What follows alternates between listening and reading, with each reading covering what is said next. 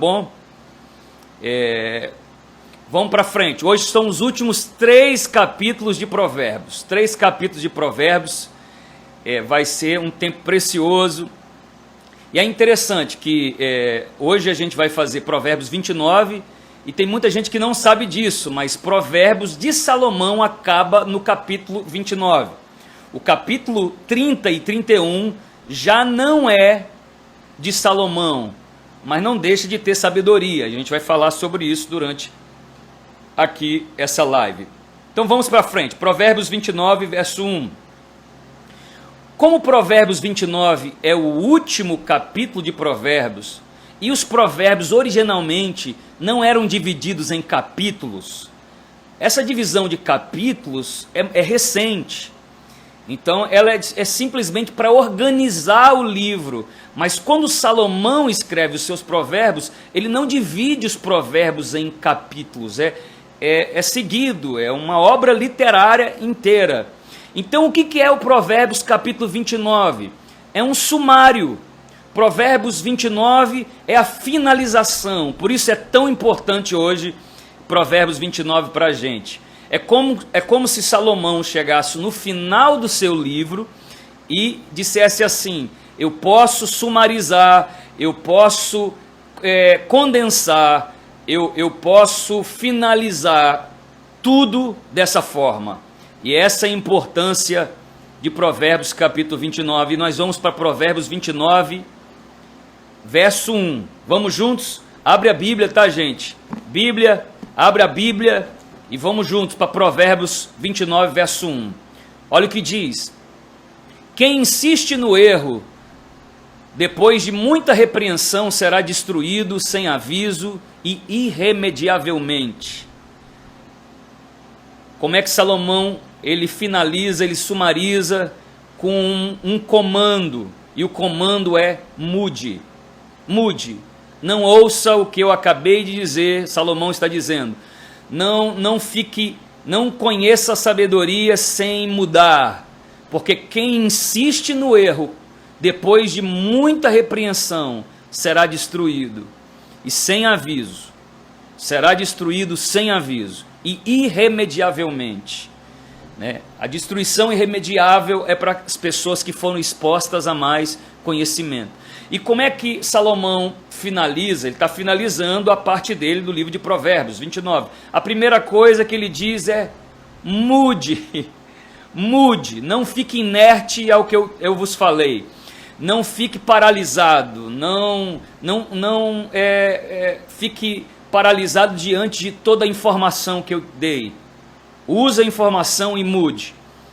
Vamos lá, como Salomão finaliza? Vamos para o verso 3, Provérbios 29, verso 3, olha o que diz: o homem que ama a sabedoria dá alegria ao seu pai, mas quem anda com prostitutas dá fim à sua fortuna. Qual é o que Salomão está dizendo aqui? Ame a sabedoria, ame a sabedoria, acima de tudo, ame a sabedoria. Ele termina o seu livro, ele termina o seu ensino dizendo: primeiro, mude; segundo, ame a sabedoria. Terceiro, vamos lá, Provérbios 29, 6. Ele diz: o pecado do homem mau o apanha na sua própria armadilha, mas o justo pode cantar e alegrar-se. Terceiro conselho de Salomão: seja feliz na santidade. Seja feliz.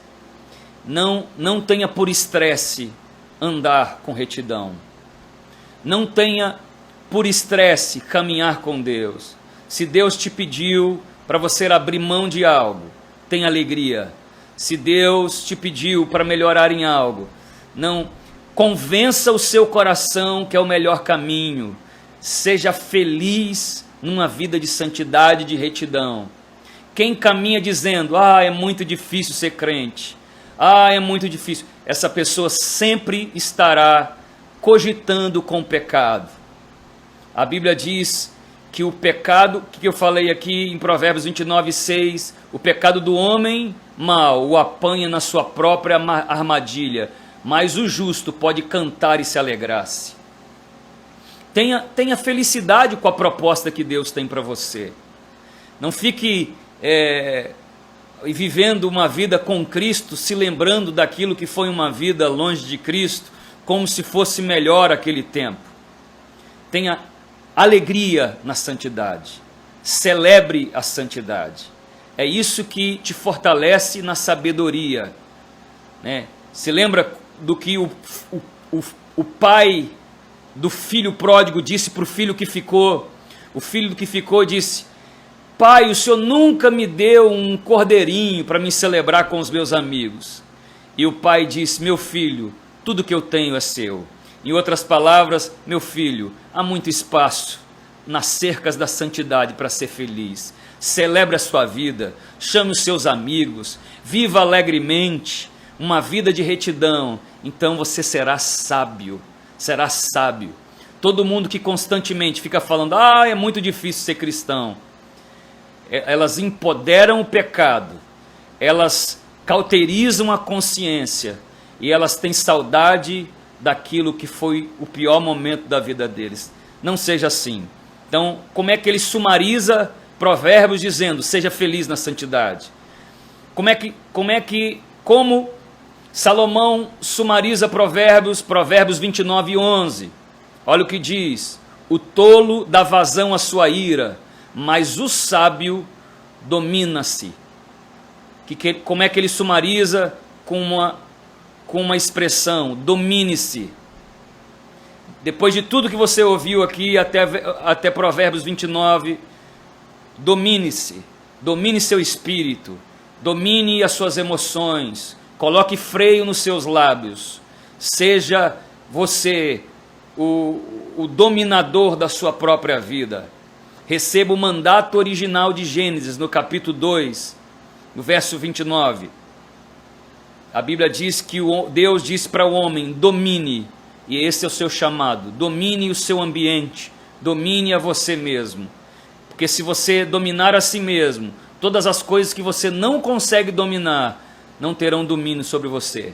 A Bíblia diz assim: porque estais debaixo da graça, o apóstolo Paulo diz, e não debaixo da lei, o pecado não mais terá domínio sobre vós, pois manifestai-vos mortos ao pecado e vivos para Deus. Domine-se. Ele termina dizendo isso. Provérbios 29, verso 18. Olha o que diz: onde não há revelação divina, o povo se desvia, mas como é feliz quem obedece à lei. Outra ordenança, como é que Salomão sumariza Provérbios? Ele diz: busque a revelação da palavra. Busque a revelação da palavra. Sim, você está aqui comigo buscando a revelação da palavra. E caminhe cada vez mais para você usar aquilo que Deus está fazendo acessível para a gente a partir da palavra. Busque toda a parte bíblica que se aplica à sua vida, que aplica à sua casa.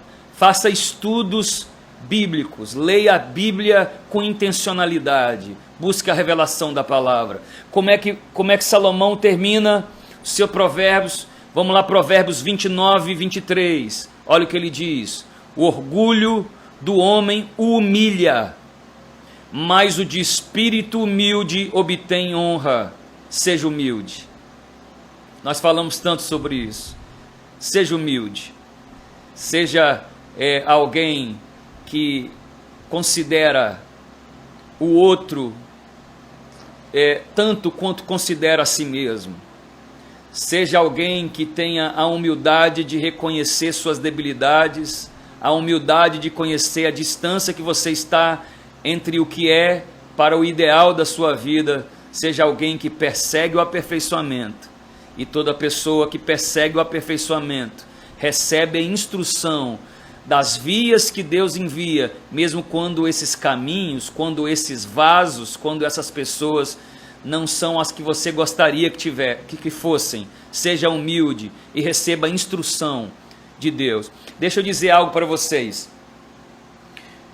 Quando a sunamita perdeu o filho, o filho morreu, ela foi buscar Eliseu. E quando ela foi buscar Eliseu, Eliseu viu de longe essa mulher e enviou Geazi, o seu servo, disse: vai lá ver o que essa mulher precisa. E quando Geazi chega, pergunta: como você está? Ela escolhe com quem ela vai compartilhar. Ela escolhe qual é o ministério que ela vai receber. Naquele momento, ela desfaz do ministério de Geazi. E ela fala assim: não, eu estou tudo bem. Mas quando ela chega aos pés de Eliseu, ela começa a chorar e diz: meu filho morreu. Aí sabe o que acontece? Presta atenção no que eu vou falar para você. A Bíblia diz que Eliseu já era um homem velho. E Eliseu envia Geazi na frente para orar pelo menino. Leva o cajado dele, leva sua túnica. Mas Eliseu vai na frente com o mandato profético de Eliseu, mas não consegue ressuscitar o filho da mulher. Sabe por que não consegue ressuscitar? Porque ela não honrou o ministério de Geazi. Às vezes nós temos orgulho de querer escolher por quem nós recebemos a palavra de Deus. E sabe o que isso faz conosco? Atrasa a nossa vitória. Seja humilde, seja humilde. Como é que Salomão sumariza os seus provérbios 29, 25. Olha o que diz: quem teme ao homem cai em armadilha, mas quem confia no Senhor está seguro. Não tema os homens, mas tema ao Senhor. Temer a Deus não é ter medo de Deus. Temer a Deus é estar preocupado continuamente com o que Ele pensa. Temer a Deus é fazer a pergunta: o que Jesus faria no meu lugar? Isso é temer a Deus. Temer a Deus é saber que os olhos do Senhor são como chama de fogo e contemplam os fiéis da terra. Temer a Deus é ter uma consciência atmosférica contínua da presença de Deus. Temer a Deus é entender que em todos os lugares a presença de Deus está, e ela está, e a verdade de Deus deve ser cumprida, e a sua justiça deve ser honrada. Tema a Deus, né?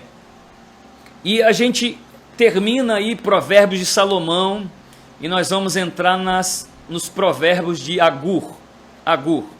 Quem era Agur? Possivelmente um homem muito simples. Um homem muito simples.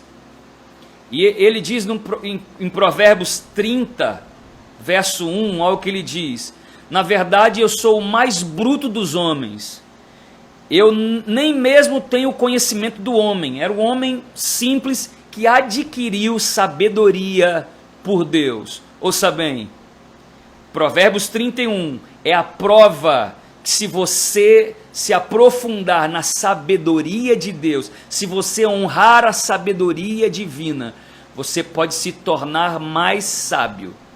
Olha o que diz o salmista Davi. Ele diz isso: porque eu temia o Senhor, me fizeste mais sábio do que os velhos. Então esse Agur era um homem simples, bruto, um homem do campo, mas ele utilizou a sabedoria para crescer, para progredir, para avançar. Ele foi capaz de escrever os 2 últimos capítulos, pelo menos o capítulo 30, porque o último capítulo é de Lemuel, é da mãe de Lemuel, mas o capítulo 30 ele escreveu do livro de Provérbios pela sabedoria de Deus. Mas vamos entender qual é a sabedoria de Agur. Capítulo 30, ok? Sabedoria de Agur. Gente, tem muita gente pedindo para orar, tá no final nós vamos orar juntos, tá bom? Eu vou dar um tempo maior de oração hoje, espere aí, a gente vai orar, tá bom? Olha o que diz Provérbios capítulo 30, verso 2 e 3. Ele diz: olha, eu nem aprendi a sabedoria e eu nem tenho conhecimento dos santos. Olha no verso 5 que ele diz: mas cada palavra de Deus é comprovadamente pura, e ele é um escudo para quem se refugia. Esse homem disse: olha, eu não tenho conhecimento nenhum de homem, mas eu me dediquei a conhecer a sabedoria de Deus, e por isso o Senhor me fizeste mais sábio dos que os homens. E eu quero declarar isso sobre a sua vida, porque você teme ao Senhor, Deus vai te dar mais sabedoria do que os homens. Olha só, vamos ver a sabedoria desse Agur, a sabedoria que ele aprendeu de Deus. Provérbios 30, verso 8, está comigo aí? Olha o que ele diz: afasta de mim a vaidade e a palavra mentirosa. Não me des nem, olha só que interessante, veja comigo, olha o que ele diz: não me dê nem pobreza nem riqueza, mantém-me com o pão da minha porção de costumes.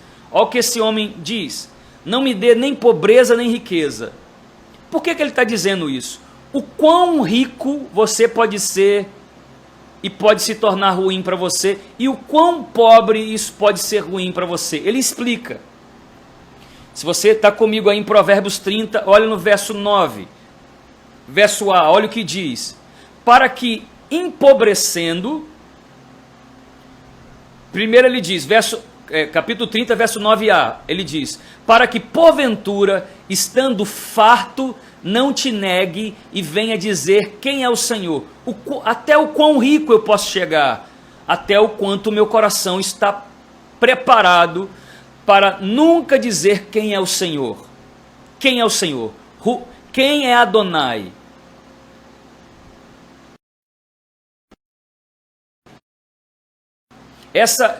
Essa pergunta, se você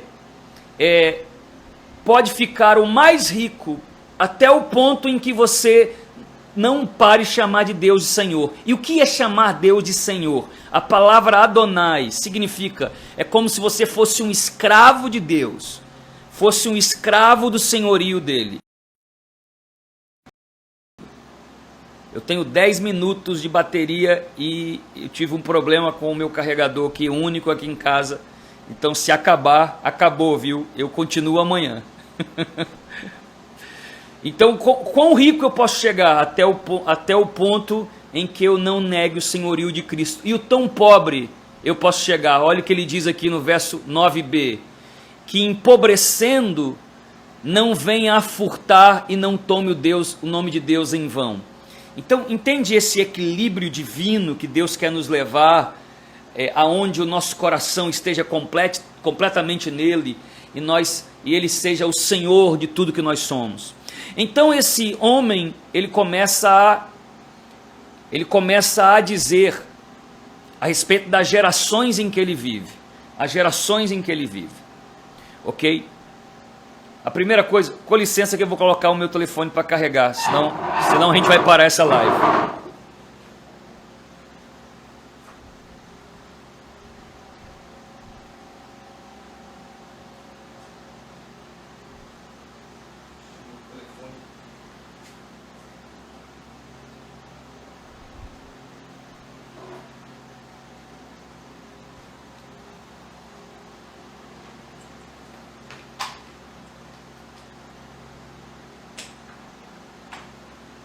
Vamos lá, meu povo, vai dar certo.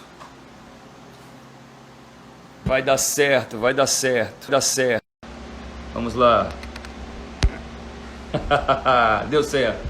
Não vamos parar. Vamos para frente. Desculpa, gente. Problemas técnicos.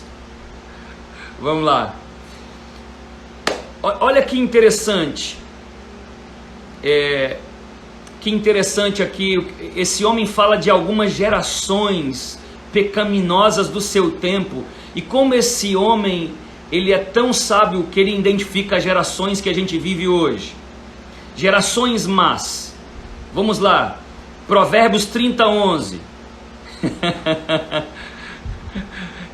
Eu consegui, gente. Provérbios 30, 11, olha o que ele diz. Há uma geração, então ele vai falar de várias gerações, ok? E essas gerações a gente pode observar hoje. Há uma geração que amaldiçoa o seu pai, e há uma geração que não bendiz a sua mãe. São gerações, ok? Primeira geração, uma geração que amaldiçoa o seu pai. Isso é muito extremo, né? Isso vamos dizer assim, é algo assim terrível. Quase ninguém faz isso, a não ser quem tem problemas sérios, amaldiçoar o seu pai. Mas olha o que interessante. Ele diz, há uma geração que amaldiçoa o seu pai, mas ele diz, há uma geração que não bendiz a sua mãe. É diferente. Uma coisa é amaldiçoar os seus pais, pouca gente faz isso. Mas outra coisa é não bendizê-los, não exaltá-los, não dar um lugar de honra demasiada. E ele diz que essa geração estava no tempo dele, e essa geração está no nosso tempo. Tem uma pequena geração que amaldiçoa os pais, mas tem uma grande geração que não bendiz a sua mãe. Olha o que ele vai falando sobre gerações. Provérbios 30, verso 12. Provérbios 30, verso 12. Olha o que diz. Há uma geração que é pura aos seus olhos, e as suas pálpebras sempre estão levantadas. É a geração que a gente vive hoje. Essa geração que ela se acha certa aos seus olhos. Você conhece gente que diz assim, se eu não fizer mal para ninguém, eu vivo a minha vida, eu faço o melhor que eu posso fazer. Essa é a geração certa aos seus próprios olhos. Mas não é certa aos seus olhos que você deve estar.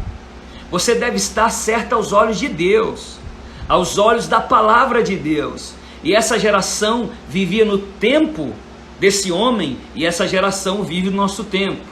E ele continua dizendo, ele diz que tem uma maldição, tem uma geração que amaldiçoa seu pai, uma geração que não bendiz a sua mãe, uma geração que são puros aos seus próprios olhos. Agora no verso 13, 30 verso 13, ele diz, há uma geração cujos olhos são altivos, e suas pálpebras sempre estão levantadas. Então tem uma geração arrogante hoje, uma geração presunçosa, uma geração que acha que não precisa de Deus, que não precisa do próximo, que não precisa de ninguém. É essa outra geração. E ele vai falando, olha só, verso 14, ele diz, há uma geração cujos dentes são como espada, e cujas queixadas como faca, para consumirem da terra os aflitos e os necessitados dentre os homens. Essa geração é hoje, a geração que fala o que quer falar, que machuca quem quer machucar, que não tem um domínio próprio nos seus lábios. Essa geração está aí. Então ele fala de uma outra geração, e eu digo para você que essa geração tem demais hoje. Ele diz assim, a sanguessuga, a sanguessuga tem 2 filhas, e ele diz, dá e dá, são gêmeas. Ele diz, o sanguessuga tem 2 filhas, dá. O que ele está dizendo? Ele está dizendo dessa geração que é egocêntrica, que é antropocentrista. Essa geração que tem uma teologia egocentrista, que é uma geração em si mesmada, que tudo que faz é interpretar o mundo a partir das suas próprias necessidades. E ele diz, a sanguessuga tem 2 nomes, tem 2 filhas, dá. E o que ele diz? Olha o que ele diz, esse tipo de geração essas são 3 coisas que nunca se fartam. 3 coisas que nunca se fartam. Essa geração é como a sepultura, que sempre quer o próximo morto. Essa geração é como a madre estéril. Essa geração é como a terra que nunca se farta d'água, que quer sempre mais chuva. E essa geração é como fogo, que nunca diz basta. Essa geração é dá. Ela é uma sanguessuga, ela não quer devolver nada, ela não quer sacrificar por nada. Se o meu casamento começa não está fazendo mais bem para mim meu casamento, eu largo meu casamento. Não está fazendo mais bem para mim. Se o serviço é pesado, eu largo o serviço. Se alguém pisa no meu pé na igreja, eu largo a igreja. E essa geração do dá. E ele diz, essa geração está aí, uma geração artificial, uma geração hedonista, uma geração que busca apenas o seu próprio prazer. E ele diz, cuidado com essa geração, cuidado com essa geração. Olha o que ele diz, queridos, e eu acho muito interessante, se você puder ler comigo, é maravilhoso.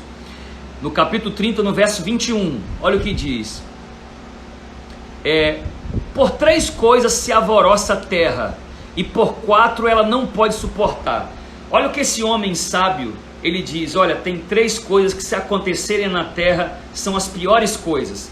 A primeira coisa é quando o servo reina.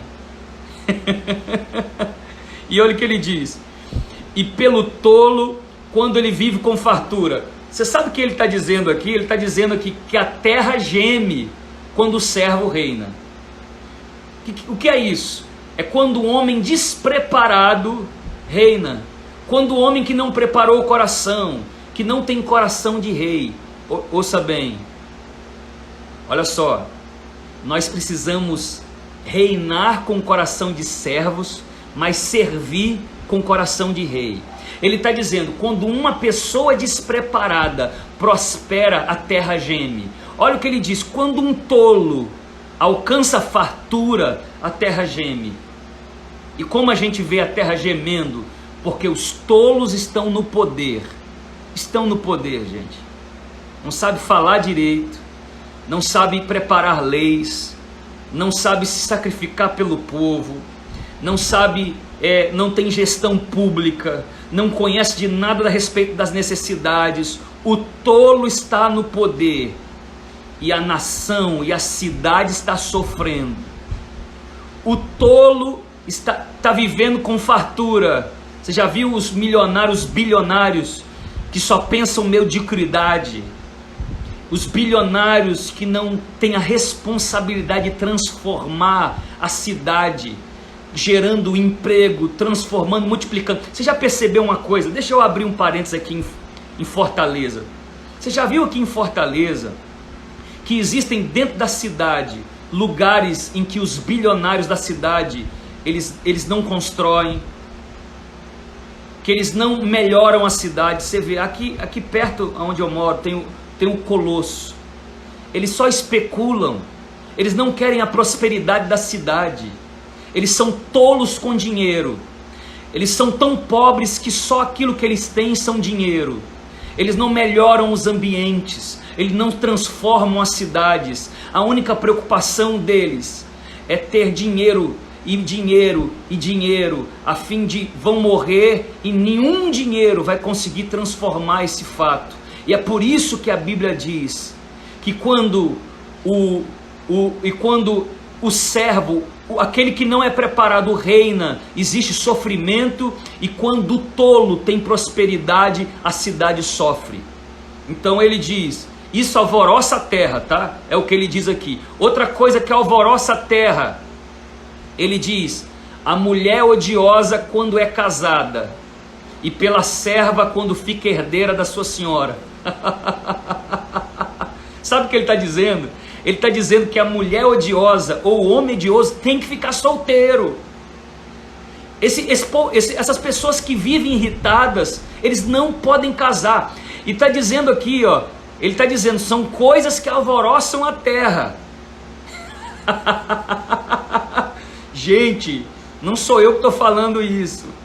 São eles que estão falando isso. Provérbios está dizendo isso. Provérbios está dizendo que uma pessoa irritada não pode se casar. Não pode. Isso alvoroça a terra. Isso alvoroça uma família. Isso alvoroça a vida de um esposo, de uma esposa. A pessoa que só vive irritada, ela tem que bater a cabeça na parede, ela tem que entrar no banheiro e gritar consigo mesmo, morder o dedo, tem que fazer qualquer coisa, só não pode levar a sua infelicidade para outra pessoa. E isso alvoroça a terra. E é isso que ele está dizendo aqui, tá bom? Se você não consegue ser feliz sozinho, não se case. Não se case, porque você vai fazer alguém infeliz. Felicidade é algo, não é algo. Felicidade é alguém. Felicidade é Jesus.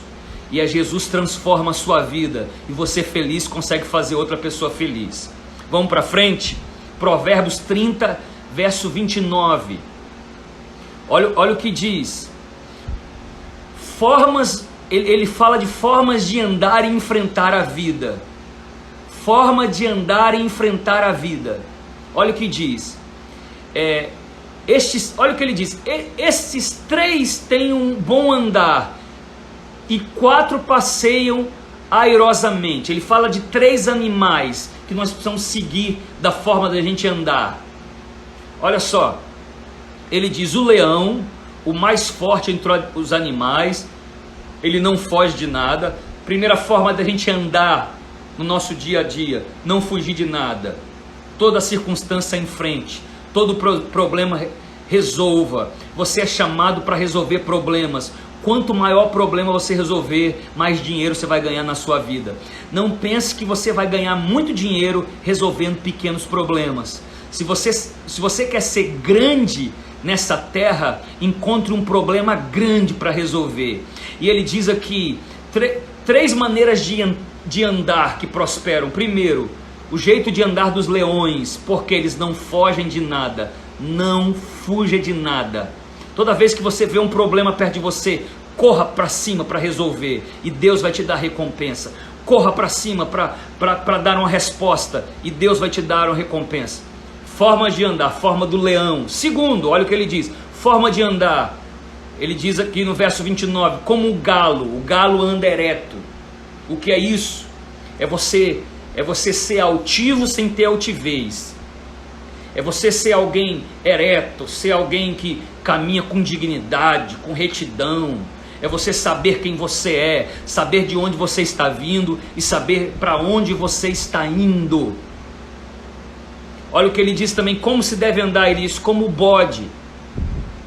Que o bode fica em cima da rocha, ele se mantém ereto em cima da rocha. Se mantenha em cima da rocha que é Jesus, ereto, firmado os seus passos. É assim que você deve andar. E ele diz aqui, como se deve andar? Como um rei, a quem não se pode resistir. Ouça bem, você é um rei e você é um sacerdote. Aonde você estiver, você é um rei. Você não trabalha para ninguém, você presta serviço para pessoas. Você trabalha para o seu propósito. Você trabalha para o seu chamado. Você trabalha... Você é um rei representando o rei dos reis nessa terra. Você é um rei e um sacerdote. E é isso que ele está dizendo. É a forma de andar. Como um leão que não foge de nada. Como um galo que é ereto, que é firme, que é fixo. Como um bode que pisa os seus pés sobre a rocha. E como um rei que reina sobre qualquer circunstância. Ele diz, assim você deve andar, assim você deve governar. Vamos lá. Aí nós vamos para Provérbios capítulo 31, estamos no último capítulo de Provérbios, tá?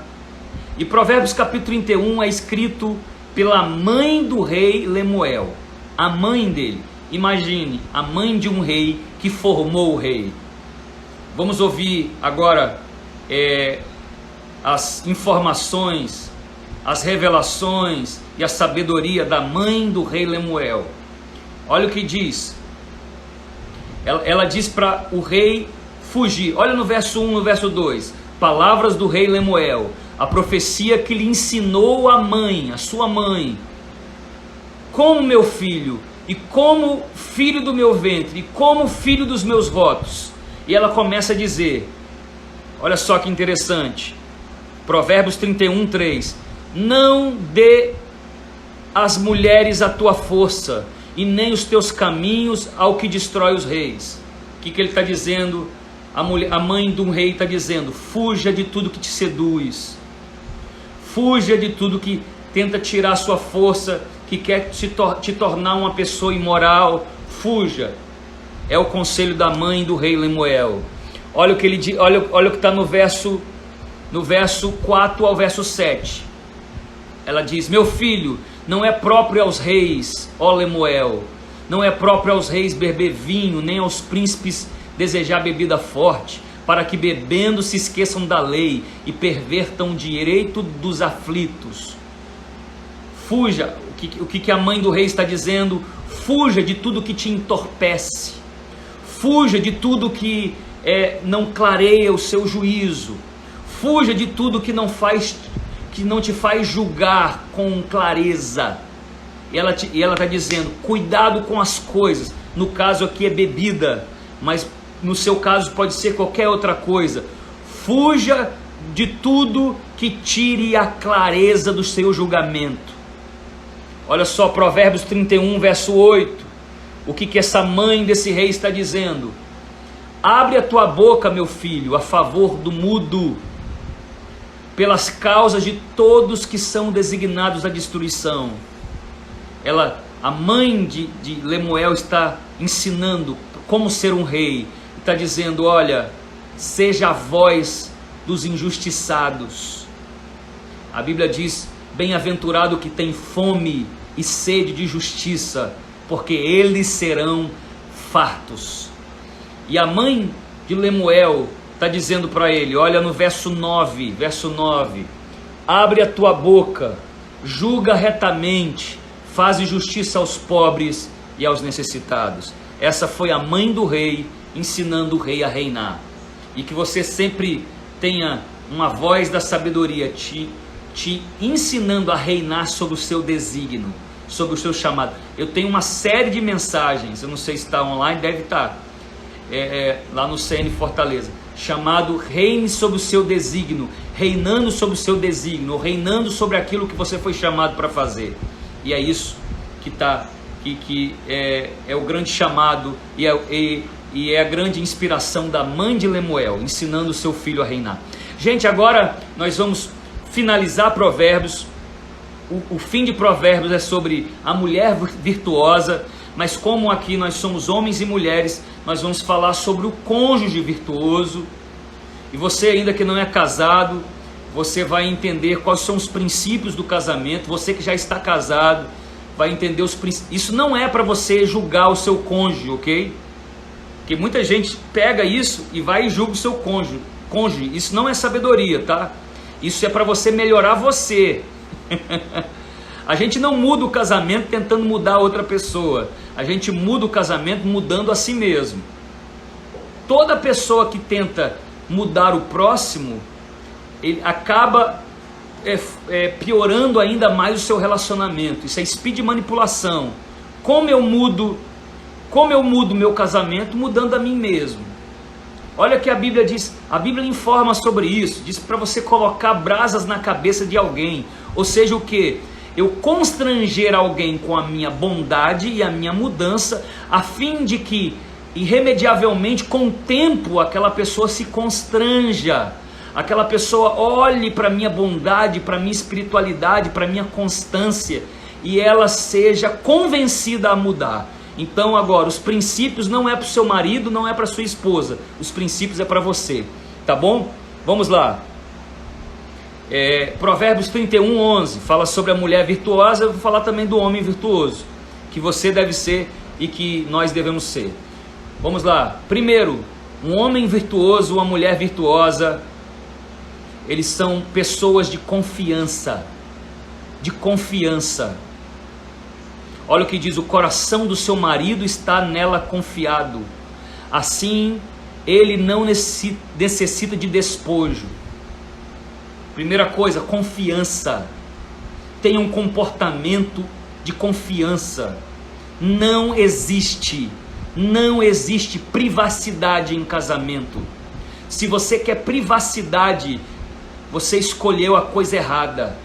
Casamento não tem privacidade. Casamento os dois são uma só carne. Casamento é conta conjunto. Casamento é telefone, não tem privacidade, não tem código. Casamento, todo mundo tem a conta de todo mundo de Instagram, a conta de e-mail, casamento é um lugar de confiança completa. Tudo que é obscuro não está sobre a luz de Deus. Tudo não está sobre a luz de Deus. O casamento é esse lugar de confiança. E se eu quero viver uma vida de confiança, tudo é às claras, tudo é na clareza de Deus. Primeiro ponto: como deve ser um cônjuge virtuoso? Um homem de confiança e claro. Segundo, como deve ser um homem virtuoso, uma mulher virtuosa? Olha só o que diz Provérbios 31, 13 e 14. Ela busca a lã e o linho, e trabalha de boa vontade com suas mãos. Como um navio mercante, ela traz de longe o seu pão. Esforçado, trabalhador, trabalhadora. Os cônjuges devem brigar por quem se esforça mais, por quem trabalha mais, por quem se esforça mais para melhorar a qualidade de vida do casamento. O cônjuge, ele não pode ter um espírito acomodado, achar que aonde eles chegaram na vida é o suficiente. Ele precisa lutar pela prosperidade contínua da família, pela prosperidade crescente do casal.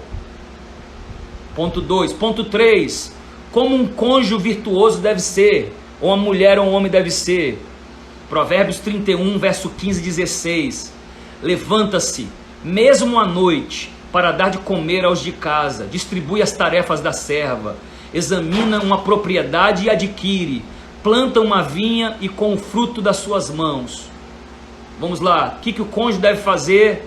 Ele deve ser alguém, todo cônjuge deve ser alguém que valoriza as conquistas, que não perde as coisas de qualquer maneira. Um cônjuge, quando você entra em um casamento, se você era um gastador, você agora abre mão de ser um gastador para você ser alguém que tem visão junto de crescimento, que você prospera junto, que você avança junto.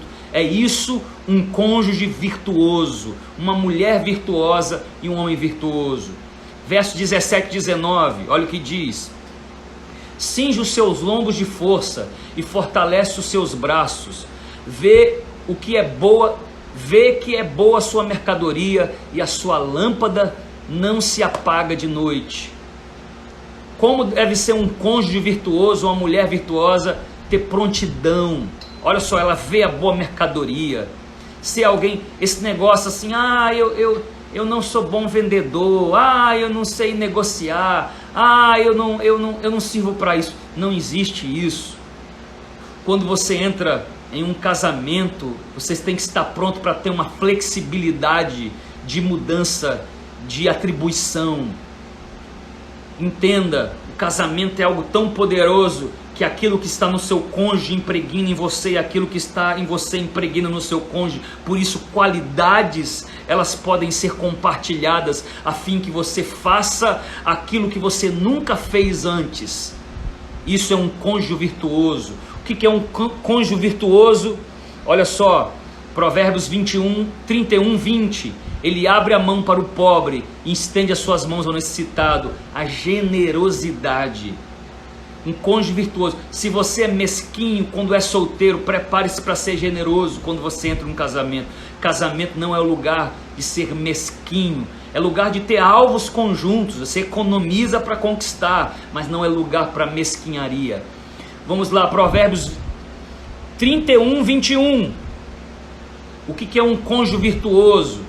Ele não teme a neve na sua casa, porque toda a sua família está vestida de escarlate. Ou seja, é alguém preparado para qualquer estação.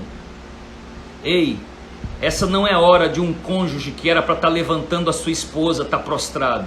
Levantando o seu esposo, está prostrado. Você não pode temer a neve que está lá fora, não pode temer o corona, não pode temer a dificuldade. Os cônjuges devem estar brigando por quem é mais animado, por quem motiva mais um ao outro, por quem levanta mais um ao outro. Esse é um cônjuge virtuoso. Nós estamos falando para você ser, ok? Não é você estar pensando, meu marido podia ser assim, a minha esposa podia ser assim. Não, é você que deve ser. É você que está ouvindo essa palavra, não é ele.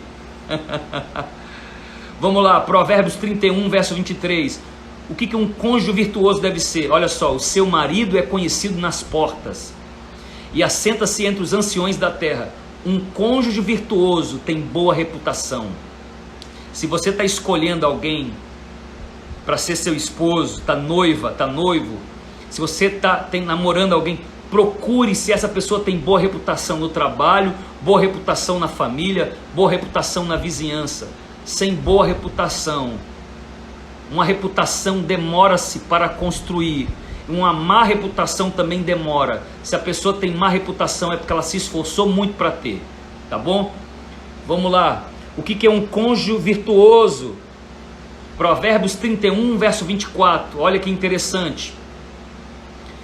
Olha, faz panos de linho fino e os vende, e entrega cinto aos mercadores. O que esse cônjuge tem? Ele tem flexibilidade profissional. Irmãos, uma pessoa que está 3 anos procurando emprego, 4 anos e não achou ainda, ela não está dando, essa pessoa está dando sorte.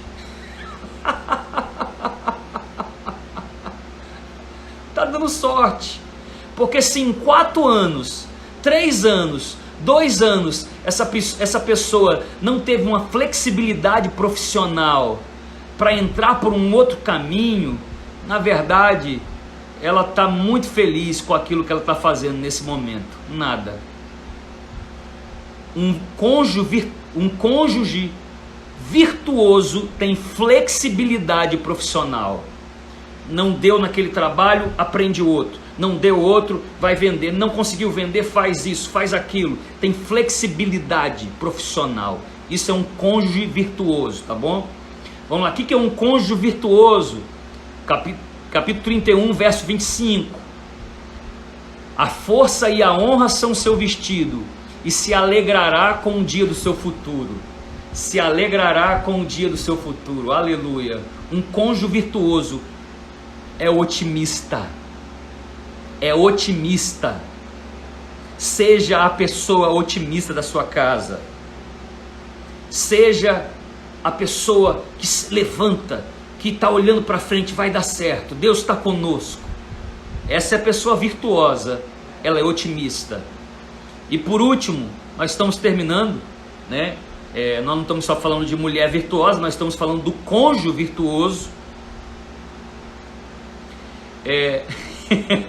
Tem alguém que está dizendo aqui, pastor, eu já mudei tanta minha atividade que nem me lembro mais o que eu faço. Bom, você é flexível, a mão do Senhor vai estar sobre a sua vida, você é esforçado, é esforçada, Deus está com você. Vamos lá, Provérbios 31, verso 26, o último. O que um cônjuge virtuoso é? A Bíblia diz aqui: abre a sua boca com sabedoria, e a lei da beneficência está na sua língua. Simples. O cônjuge virtuoso domina a sua língua. Domina a sua língua. E a gente já falou muito sobre isso. Tá bom, gente? Nós terminamos Provérbios. Você que está aqui hoje, você quer fazer alguma pergunta? Logo após essa live, eu vou fazer um history e vou fazer um arrasta para cima para você fazer perguntas, tá bom?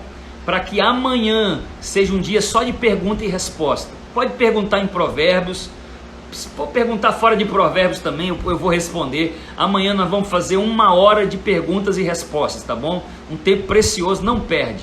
E você vai, e logo após eu vou fazer um historyzinho, um áudio eu falando, um videozinho eu falando, e você vai fazer o arrasta para cima, tá bom? Gente, olha, que foi muito bom estar com você esses 7 dias seguidos. Amanhã eu vou responder perguntas, e eu quero pedir também para vocês me darem sugestão para a próxima série, ok? Dá sugestões aí da próxima série que eu vou fazer aí online. Amanhã eu vou responder e depois da manhã eu começo a próxima série que vocês vão dando sugestões aí, tá bom? Antes de eu orar aqui, eu vou ler algumas coisas aqui, tá? Daqui a 2 minutos a gente vai fazer 5 minutos de oração. Prepare isso aí pra gente orar junto, tá bom? Olha aí, bênção, Aglaída dizendo, Tiago dizendo excelente, Franciele, que bênção, Brenda, também adorei, a Ana Cristina, obrigado, querida, Deus abençoe, obrigado por vocês estarem aqui comigo todo esse tempo, tá? A Luciana, a Rebeca Chaves. Olha, gente, vocês viram como Provérbios é pesado, né? Como Provérbios é direto, como Provérbios não é misericordioso. Provérbios é um livro de alinhamento. Eu te convido a você ler outra vez. Talvez aqui eu possa ter te dado insights a fim de que a próxima leitura de Provérbios ela seja mais carregada de bênção para você, tá bom? Gente, obrigado. Olha, a Jessie faz uma série no livro Mantenha o Seu Amor Aceso. Legal, hein? Legal, vou pensar sobre isso. Muito bom esse livro. Vamos lá.